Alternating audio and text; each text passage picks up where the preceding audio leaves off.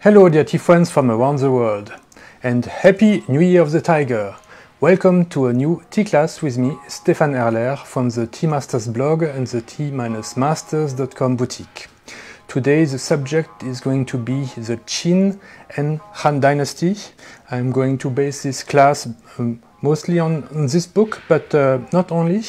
It's a book in French, as you can see, about the Qin and Han Dynasties, and we will see how fundamental, how important they were in the making of China, in Chinese history. And I will, of course, look at this history from a tea perspective, and I will bring you, I hope, some new information that has only been discovered quite recently.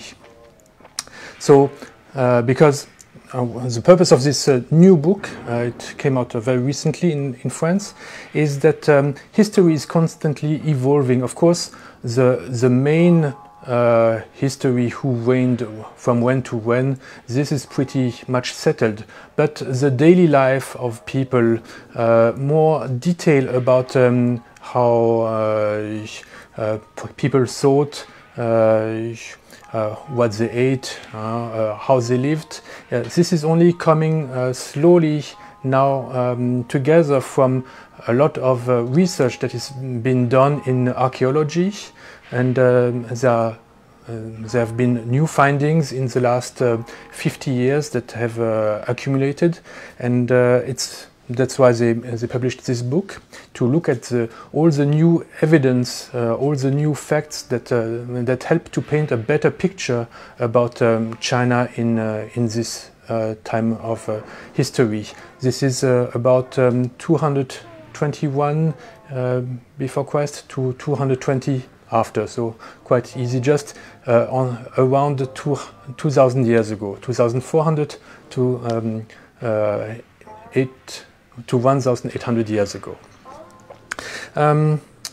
This is the same for us in tea. We always have to re-update our knowledge to better understand tea, because not only is tea evolving, every year there are new teas that are invented, or new innovations or perfection or improvements on tea, but also every year there's research being done and finding new sites and new artifacts about tea in the past, and so it's always interesting also to look, especially for the Qin and Han Dynasty. It's such an important time for China.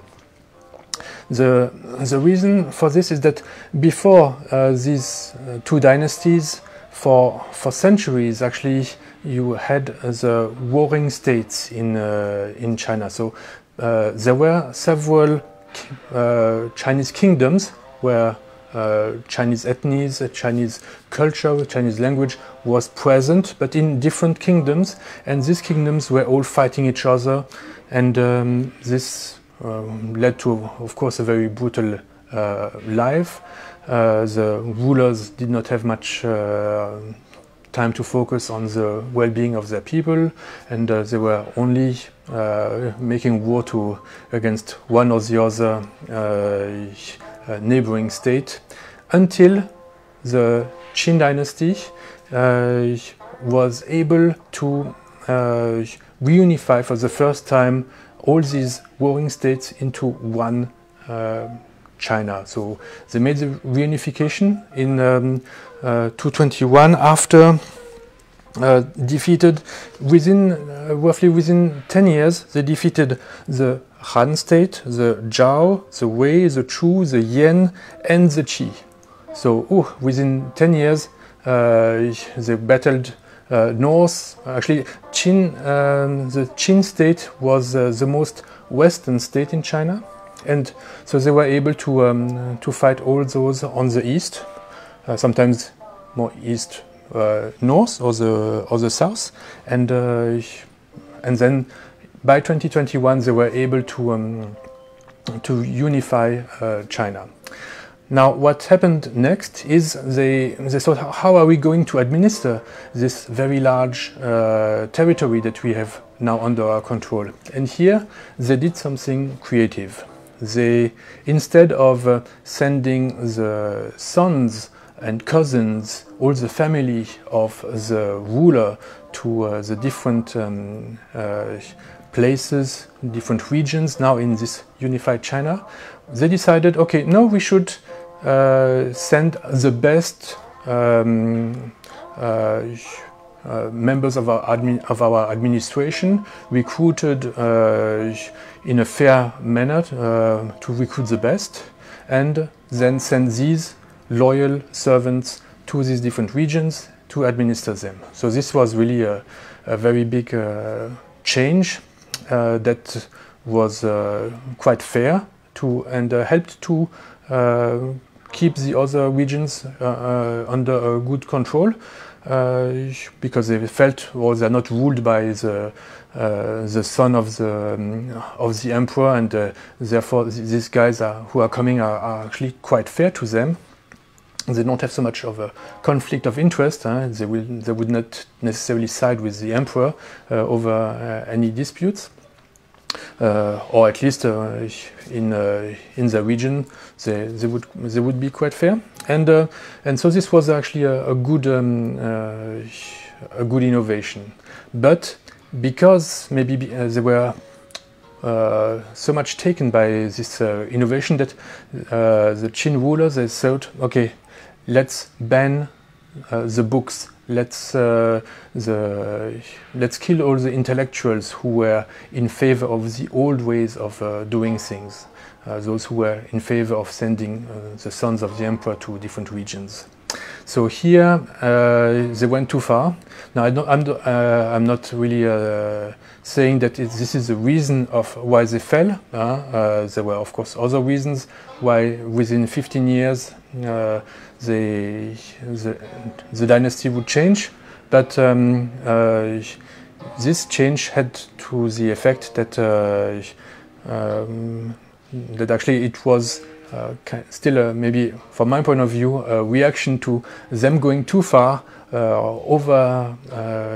by trying to ban everything that was old, all the old books, all the old precepts, and actually we will see that now, except for this way of administrating China, the Han Dynasty, they would actually very much follow in the steps of the Zhou or of Confucius. So there's this Huang Lao doctrine. Maybe we can talk a bit later. So they were later we will see that Han Dynasty is really very much in favor of using the wisdom from the past and not changing everything completely. But let's go back a little bit more to history and archaeology, where and about first this Qin dynasty again. Now, Qin dynasty, actually, if I say this, maybe it does not ring a bell, but actually everybody knows about Qin dynasty because the first emperor, Qin Shi Huangdi, who lived from -259 until 210, he built this huge mausoleum, 2 kilometers long, 1 kilometer large, 100 meter high, and where he buried his army of soldiers and horses. There were I noted 7,000 human figurines, 15,150 horses, hundreds of chariots. Really, he built a whole city in his mausoleum, so in his tomb, with lots of pits with different, in one pit, so his army of soldiers, maybe another pit, some dancers, some singers. Actually, the builders of the tomb were even buried alive with him. But luckily for them, there were also lots of terracotta figurines, so clay fired figurines that represented the life at that time. And so these burial tombs were really huge for this emperor. This is probably one of the largest tombs that was found in China. And just last week I read that they still found another 10 more figurines in one of the pits that they continue to investigate. So this place still has not given up all its secrets. So it's really interesting also from a psychological point of view. I think that these large tombs show that life was very short in these times. The emperors, they were so busy fighting most of their lives that they did not have time to enjoy life, and therefore for them they brought in the afterlife life on earth itself, so that they could continue to enjoy it, because they did not have time to really enjoy it during their normal life, and they brought it with them later on. And we see that in the Han Dynasty, as the country prospered, there were fewer wars. There were still a bit wars on the north with some of their barbaric neighbors, but at least there were no internal wars anymore. And in this time, the mausoleums become smaller little by little, especially at the end. There was sometimes the intellectuals, the Mandarins, they were saying, you should have a really poor funeral. Sorry. Your funeral should be simple, because otherwise it's kind of a big tax, a big burden on the living. And if you bring less with you in the afterlife, there is more for your citizens who are there now, and therefore there were some pushback against these really large funerals. And I think these pushbacks came as the people had more time to enjoy life, and they felt that it was less important to bring the daily life in the afterlife. But what is important then? So in this Qin dynasty was actually quite short-lived. The Qin Shi emperor, he died in -210, and 4 years later this dynasty was replaced by the Han Dynasty, and was replaced by a guy called Liu Qi, who was actually first only the chief of a relay station where people come with their horses when they go from one place to another. And Liu Qi, he fought against Xiong, another. This one was a general, and he was able to defeat him and then install his own dynasty over all of China, which had been now unified by the Qin. So he is reaping the benefit of the unification by the Qin. And so for him it was a bit first it was a revolt against Qin, but then because it was unified, it was easier to control then all of China. And this Liu Qi became Emperor Gaozu, the first emperor, and then the founder of a dynasty is always the most revered.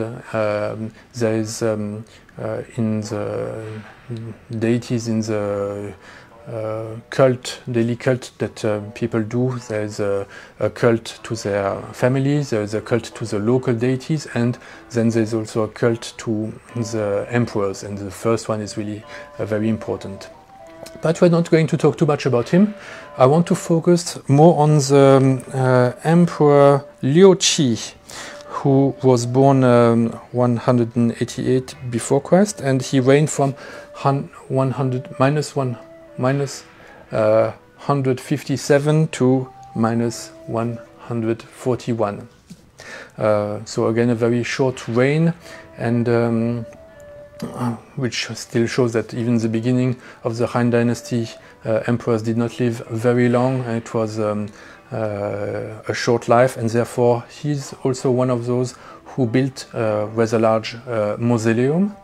And this mausoleum, called Han Yangling, in close to Xi'an in Shaanxi province now, it was discovered and studied since 1990, so already 22 years ago. But it's only 5 years ago, or now 7 years ago, in 2015, that researchers examined closer a brick of organic matter that was in one of the pit, and with new tools, better tools to do the research, they found out that this brick of organic matter actually was tea. So this is the oldest discovery of tea in the world, and so it happened. The research only concluded to tea 7 years ago, and it's really a milestone, because before we were only thinking of tea as being kind of invented by the Tang Dynasty, but there were not many real artifacts about tea from further in the past. There was an inscription back to 59 before Christ about tea, so again still in the Han Dynasty, but this one was only a description. This is now actual tea found in this tomb further 100 years ago. So it shows again that this emperor wanted to bring tea with him in the afterlife, to be able to enjoy tea. Now, tea was not brewed like we would now nowadays in a teapot. Until Tang, tea was always boiled, and it was very often mixed with other spices, and not drank pure. But we don't have too much information exactly on how they would prepare it, how they would drink it.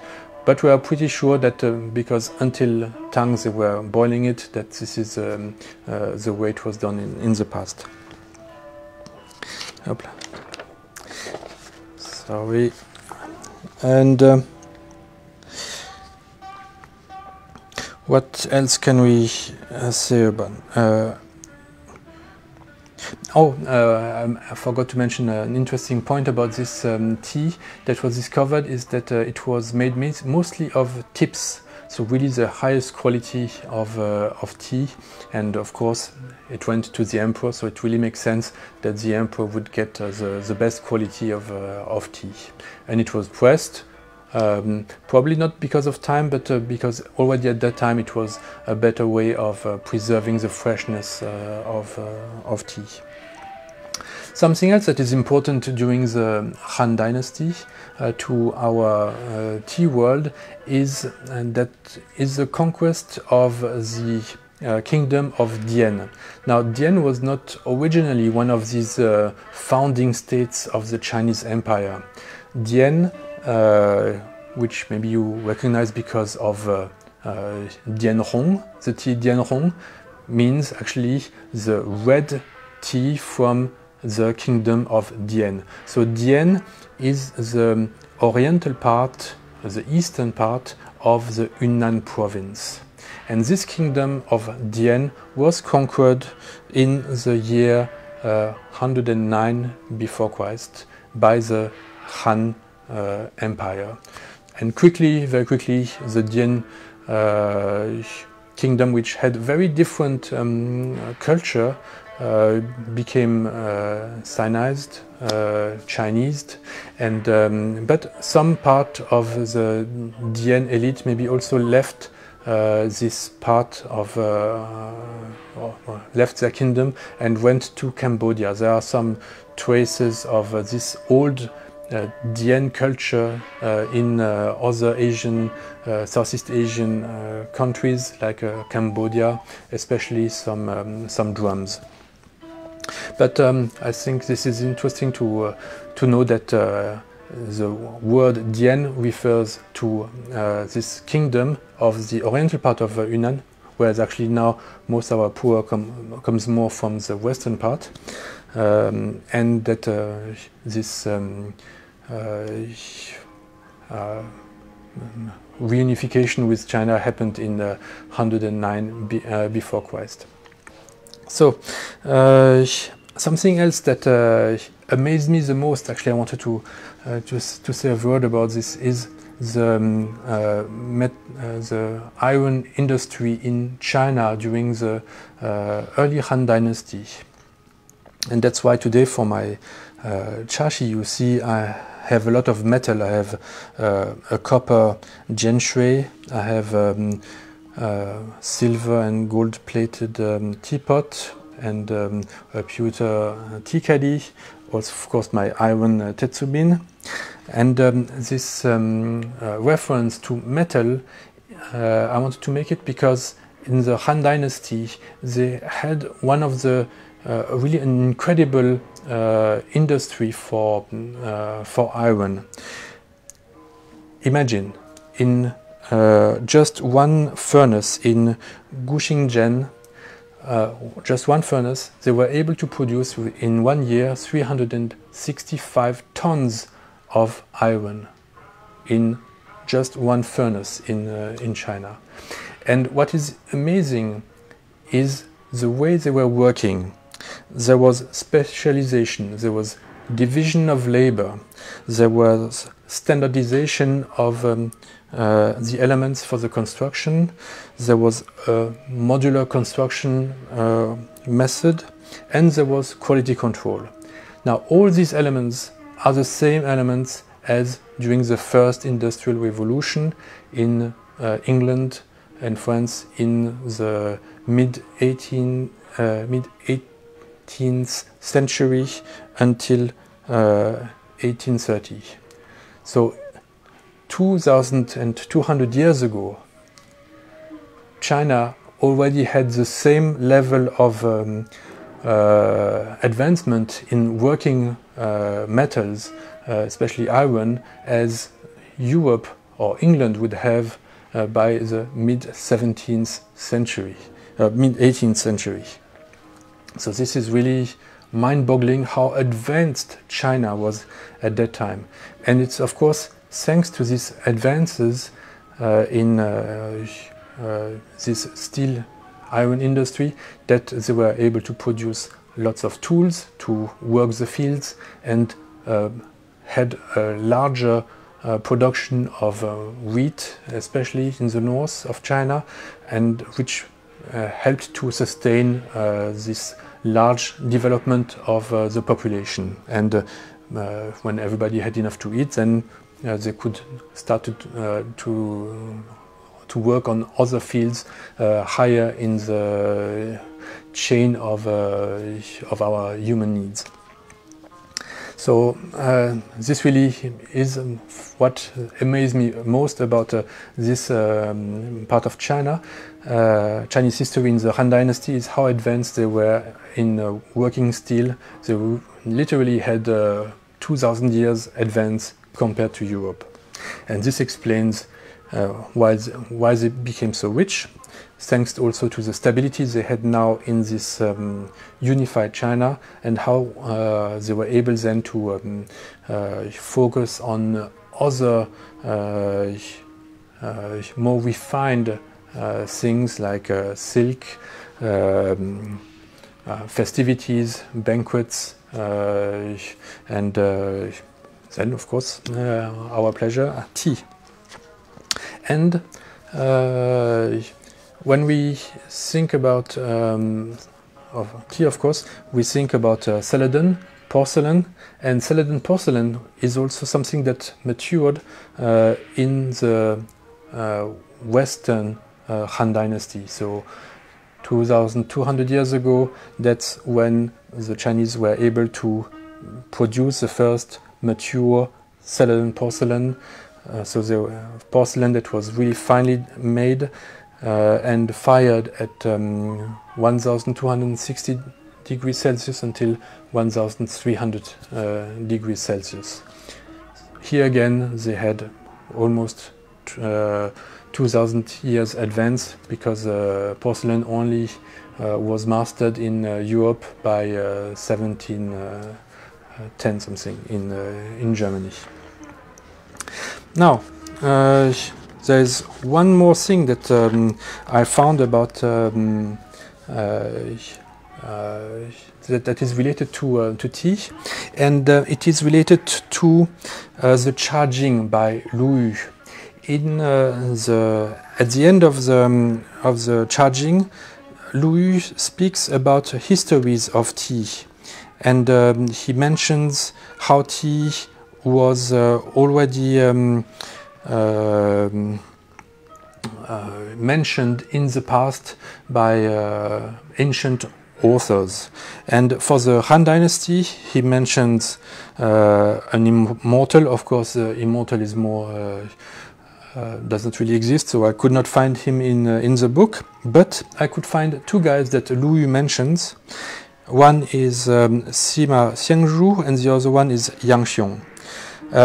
Now, Sima Xiangzhu, he lived from 179 BC until 117 BC, and he was the director of the Academy of Literature, and his task was mostly to be a poet, and he wrote lots of poems. So probably Liu was able to read a poem from this Sima Xiangzhu about tea, but I could not find such a poem nowadays.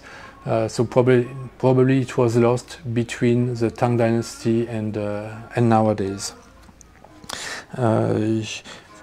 His poetry was a lot to, the ones that we still have had to do with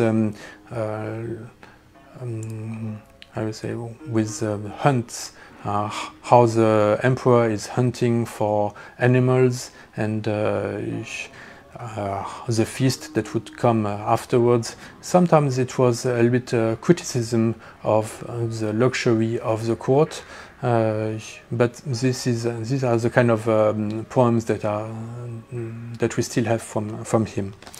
Otherwise, Xiong is a guy who lived from 53 before until 18 after our time, and he's a little bit more prolific in his books.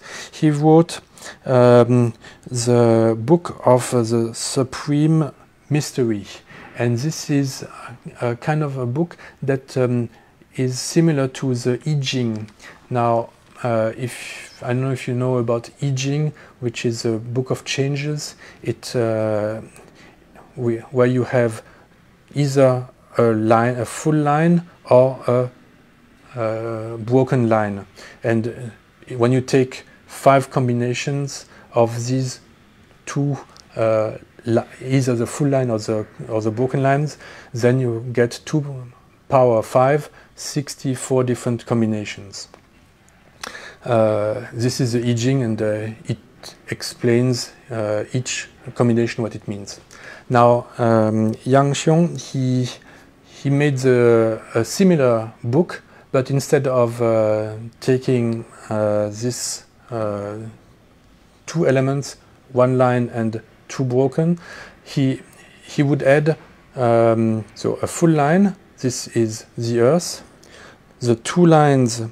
This is the the 1 line is the heaven, or yeah, Tian, the sky. 2 lines is the earth, and 3 small lines are men. And so now instead of taking 5, he would take only 4. So we have 3 power 4. That's 81 different combinations that he gets. And it's interesting to see that in the tomb of Shi Huangdi, there are 81 pits. So already this number 81, 64, they were kind of considered kind of magical, and had really a deeper meaning, because there are 81 different combinations possible with these 3 elements when you take them 4 times. So this is I think, and of course then he also wrote lots of poems, which is why he was also mentioned by Liu Qi, and probably there were some poems about tea, but not these poems did not survive. Okay, I think this has been a really long already overview of Chinese history, and thank you very much for watching. Please give me a little encouragement if you have liked this video. I will see you next week for some other class. Bye bye.